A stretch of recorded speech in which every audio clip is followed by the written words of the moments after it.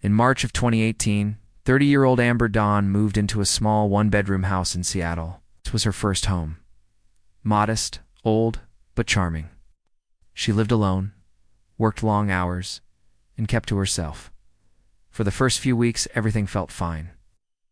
It's probably just rats. At night, Amber would hear soft tapping above her ceiling. In the attic, she assumed it was rats or maybe squirrels. Then it became footsteps. Slow, careful, deliberate. But every time she turned on the light and checked the pull-down attic door, nothing. She even called pest control. They found nothing but dust and old insulation. Then food started disappearing. Not whole meals, just things like half a sandwich, a bottle of juice, or an open yogurt left on the counter. She thought she was just tired, forgetful. But then her bedroom door creaked open while she was in the shower. She lived alone. Someone was in the house.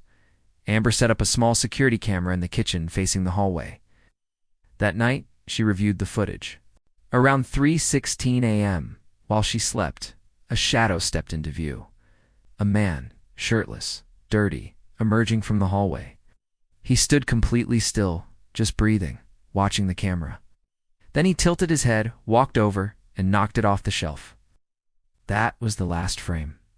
She called the police. When they arrived, the front and back doors were locked. No signs of forced entry. But then an officer noticed something. The attic latch had faint scratches, like it had been opened and shut repeatedly. They went up.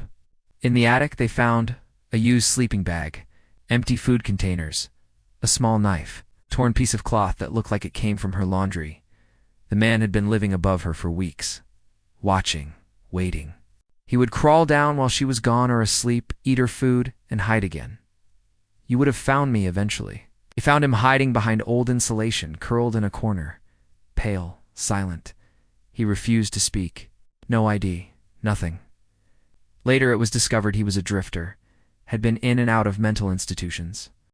He found his way in through a loose vent in the back of the house that had been overgrown with vines, invisible to anyone walking by.